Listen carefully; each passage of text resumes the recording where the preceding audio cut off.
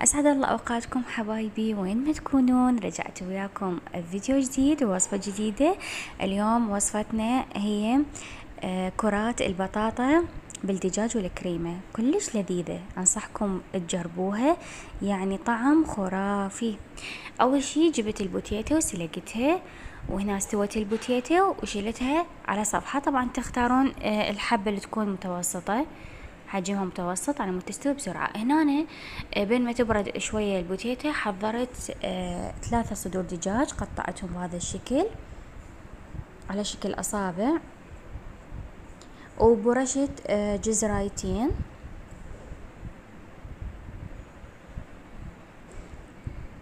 و3 حبات بصل أيضا قطعتها بشكل طولي، وحبة فلفل أيضا قطعتها بشكل طولي، يعني على شكل أصابع كلها.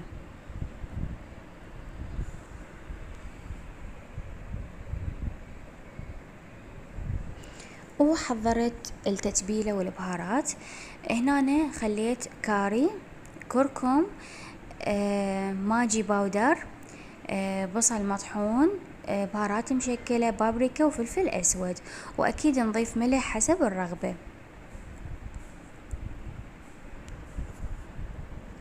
لا تنسون حبايبي اللايك والاشتراك وتفعلون زر الجرس حتى يوصلكم كل شي جديد.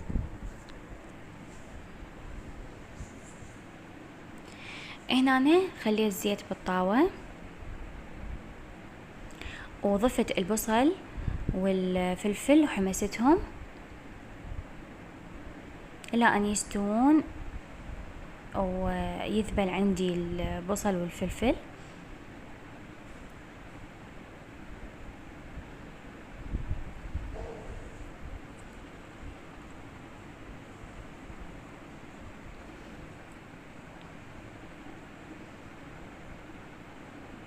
هنا عندي استوى وذبل، فضفت الدجاج وراح أقلب الدجاج وأقليه زين وأحمسه.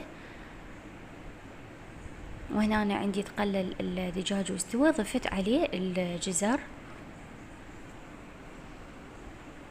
همين راح أقليه وشوية يذبل الجزر.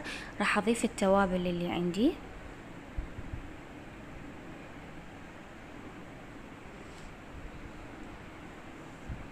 هنا ضفت التوابل وقلبتها. هنا ضفت القشطة وكوب حليب، وضفت بعد قشطة شوية، وراح أقلب المكونات كلش زين.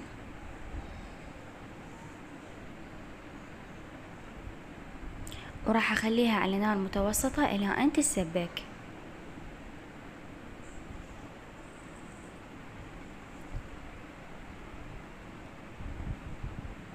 وبين ما يسبك عندي الدجاج بالكريمة، راح أحضر كرات البطاطا. طبعا ما أحكي لكم على الريحة اللي ترست المكان، كلش لذيذة هاي الأكلة، أنصحكم تجربوها. هنا عندي البوتيتة بعد ما استوت قشرتها وراح أهرسها، وبعد ما هرستها ضفت بابريكا، فلفل أسود وزبد وملح، وراح أضيف ملعقة أكل نشا.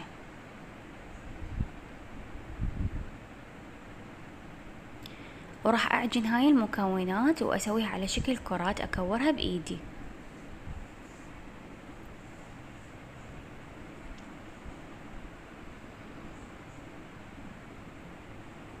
هنا عندي استوى الدجاج بالكريمة وصار هيجي قوامه، فراح أطفي النار وراح أفرغه بايركس.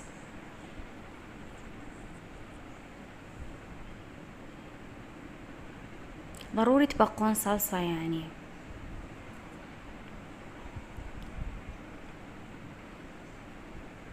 هنا فرغته بالبايركس،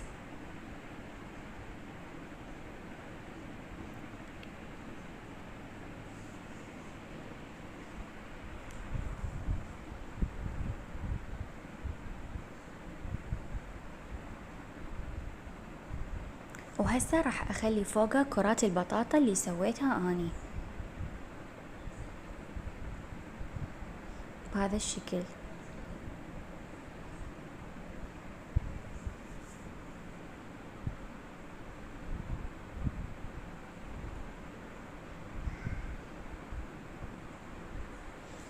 وبعد هذه الخطوة راح اضيف نوعين جبن، انتو اي جبن تحبون ممكن تضيفون.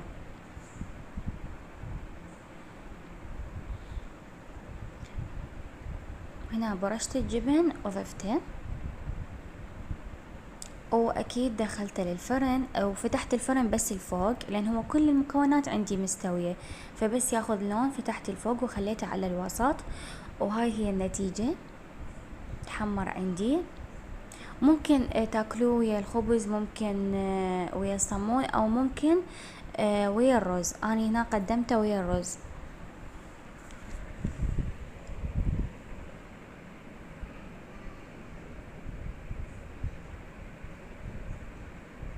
هنا طبخت طبعا عندي الرز، وراح اضيف ويا هذه الاكلة اللذيذة.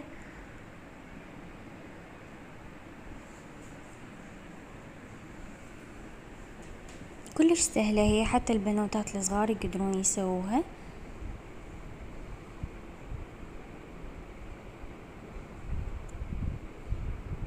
وهنا أنا قدمتها ويا الرز، وإن شاء الله تعجبكم هذه الوصفة. ولا تنسون دعمكم جدا ضروري ومهم باللايك والاشتراك وتفعلون زر الجرس حتى يوصلكم كل شي جديد.